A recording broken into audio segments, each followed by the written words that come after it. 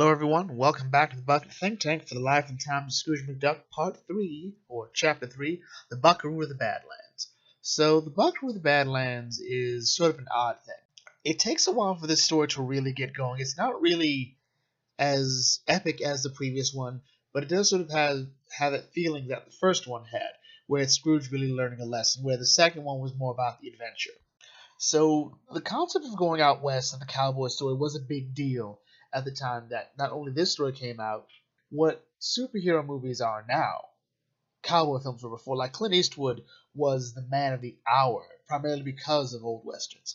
But let's just sort of dive into this. So our story opens up, it's not right after Scrooge has, hopped on a train, shovel coal. He's now just riding in a car, in a train, just heading out west to seek his fortune, and he meets an old man, and he's showing him this new thing that he's trying to sell. This new thing he found he's trying to get an expedition to go to for a new food source.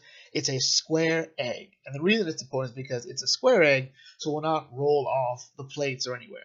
And this is a reference to an old Carl Barks story called Lost in the Andes, where Donald and Huey and Lou go to find square eggs at a place called Plain Awful, and then Don Rosa wrote a sequel to it called Return to Plain Awful, where Scrooge goes to get square eggs. And this is sort of where the story gets a bit weird. This whole story, this whole little nod, and this whole thing on the train is just designed to get us to where the story begins. Because next thing we know, the train is being stopped by two train robbers, and they take Scrooge's money belt, and he convinces them that there's gold in / jewels in the gold teeth that he inherited from his great grandfather. This is all just a ruse so Scrooge can break the dude's trigger fingers so he can just fight them. And this sort of shows us Scrooge's temper as well. Not that he broke their fingers, but when he says it's a fair fight, they decide to leave, and Scrooge just sort of chases after them, saying he sort of wants to fight. Like, once you cross Scrooge, it's too late. And this sort of gets him in trouble because when the conductors see that they've run off, they decide to stoke the engines and get going, and that causes Scrooge to fall off. And he's sort of wandering through, sort of wondering what will happen, but luckily he comes across a cattle ranchers. He calls them cowboys, and he goes and like, hey, I want to join up with you guys. Like, how do I become a cowboy? How do I become a cowboy? And this is very much the outsider coming in, totally ready to sort of just like wanting to belong. And Scrooge is from Scotland. He's heard stories about cowboys, all rootin' tootin' 6-shooters. And luckily these guys are pretty same. Like, hey, he sounds like you, boss. He's referring to Myrtle Mackenzie. Now, Myrtle Mackenzie is an actual figure in history. He was born in 1850. He died in 1939. And what's important here is the context here is he was a manager of the Scots-owned Matador Land and Cattle Company, which is his role here, and he was a founding president of the American Stock Growers Association. So there's something interesting in that. He was also a good friend with Teddy Roosevelt.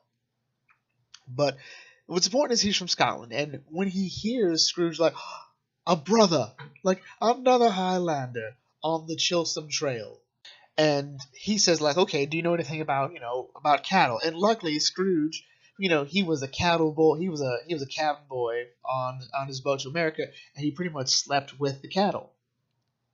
And he says, okay, well, that sounds good, but we need one more test. Stay on this horse, the horse named Widowmaker, and you've got a job. But Scrooge never ridden a horse. Luckily, his money belt gets stuck to the saddle horn, which keeps him effectively lodged on as Widowmaker just jumps around all crazy, effectively trying to just force Scrooge off, and that's how he gets the job. And he's put in charge of Mackenzie's prize bull, Widowmaker, Vindicator, or Vindy as he's called, and this job is taken away from the Big Viper boys. And so this thus begins Scrooge's life as a cowboy. And I think possibly one of the best things about this is the letter he sends to his family.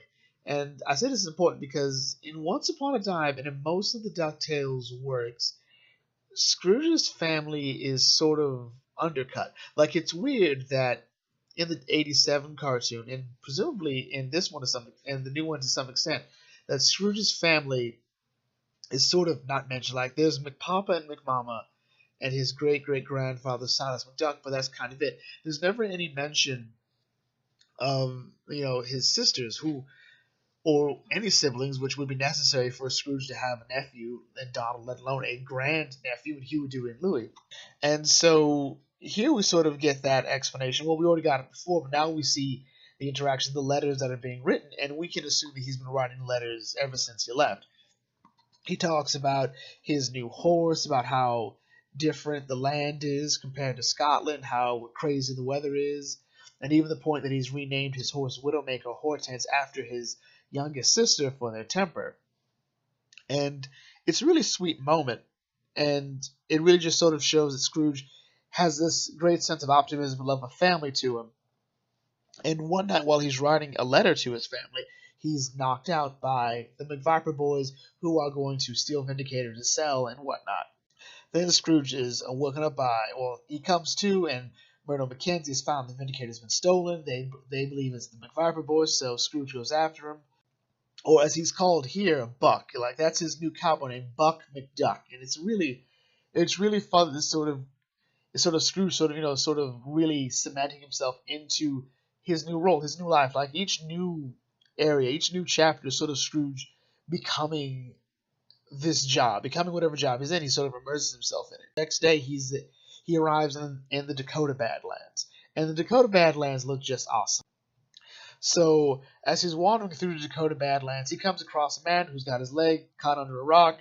His horse got spooked, so Scrooge / Buck goes to help out. He sees a skeleton. It freaks him out, and Scrooge is totally willing to play pot to sacrifice himself while the other guy goes off. And the gentleman says, no, that's a dinosaur. It's dead. It's fine. It's also a duck dinosaur. I want to point that out. But the man says, thanks for helping me. It scared off my horse. How about you give? And Buck offers him a ride. Scrooge effectively asks, are you a cowboy? Or and if you are, why are you so? If you are, why are you rich? And it turns out this guy graduated from Harvard. He graduated from Harvard 3 years ago. He was in politics before he became a cowboy. And Scrooge was like, why would you do all of this? And he says, well, because of the adventure, for the work. And to Scrooge, it doesn't make any sense. Why would you work if you're already rich? And this is a really interesting moment. It's sort of like, I think the best moment here is when Scrooge says, I failed at everything I tried. Pirates stole my riverboat, and I've already lost this bull I'm looking after. So why? And he sort of wishes that he would have been born rich like him. And the man just sort of says, being born wealthy isn't an accomplishment. That's why he became a cowboy, to find the life I missed by not being born poor like you. And it sounds a bit condescending to some extent, but you get where it's coming from. He says to make yourself rich through the glory of hard work, with the beat of a hearty life in your veins, and the joy of living. By Godfrey, that's an accomplishment. And he talks about how, someone without a taste for adventure would never try jumping a dinosaur. And you sort of get what he's coming at. Scrooge may be a bit frustrated. That isn't who he is. And he says, now what are you going to do about those mere rustlers? And he says, you know what? I'm going to show him. He's going to catch him and teach him not to mess with Scrooge McDuck, the Buckaroo of the Badlands. And the story just sort of goes effectively relatively downhill by this point. There's really nothing that interesting about Scrooge and this person finding the McViper boys. They come across Indian buffalo hunters because they're superb trackers, and they say, hey, we found them, they're over there. And it sort of becomes a chase involving a bear and the McViper boys and Vindicator, and then it's a 3-ring circus, and it's fun. Myrtle Mackenzie shows up while I'm looking for Buck. Oh, hey, look, there's the Indian buffalo hunters being chased out by a buffalo. And long story short, Scrooge says, hey, I found Vindicator, and the guy knows Myrtle Mackenzie. He's like, hey, I figured this was one of your boys because of the gumption he's got. And Myrtle Mackenzie's so happy that he's going to make Scrooge, or Buck as he calls him, the manager of the ranch. That's all 10,000 square miles of it. And Scrooge's like, sure, but only for a few years. At some point I'm going to go look into those mountains. I'm going to go digging, and I'm going to find something, And he's like, maybe I'll find something like gold or silver when he's thinking about the square eggs. He's like, oh, whatever, whatever. But he's certain that he'll find greatness. And the man leaves a bit of information for Scrooge. Like, my friend, I feel you'll learn that great men lead lonely lives. Remember, wealth is more than a pile of cash. It's the glory of achievement that counts. And this is interesting because it's sort of foreshadowing Scrooge's life. Lots of achievement, lots of glory, lots of cash, but also a lonely life. Because if we look at it, Scrooge keeps starting off every journey alone, and he's effectively ending every journey alone. But, and we'll see more along the lines of what that happening so far. But Scrooge is all set to go, and he says, thanks for the advice. You should go back into politics. And he's like, I just might. And Scrooge rides off with Hortense, and when the man talks to Murdo about, how there goes a great man, Murdo gives a hint as to who this person is. He says, I think you're right, TR. And that's effectively how the comic ends. So that's the Buckaroo of the Badlands. There's not a lot of lore to it that, the Match of Mississippi had. There's not a lot of stuff to dig into that, goes into other issues and stories like The Last of the Clan McDuck. But I think it's important because it really sort of solidifies the hard work ethic into Scrooge. The idea that only through his own grit and gumption will he ever achieve anything. It will mean nothing if he goes for the handout. But otherwise, it's just more of a little fun adventure. Next issue, we're going to get into something really fun, really, really fun, really intense. But one thing that has been left here that was sort of established in the second one, but not as much. Actually, the series didn't really do this. The importance of a mentor, someone who leaves an impact on Scrooge's thought process and how he develops as a person. And we'll see that even more again in issue 4. Like, I love chapter 4 is sort of one of my favorites. So we're gonna bring this video to a close here. If you're new to the Bucket Think Tank, feel free to like, comment, share, and subscribe. Check out some of my other videos, some of the other 2 in this series, for example, or some of my other stuff. And I will catch you all later. This is the Bucket Think Tank.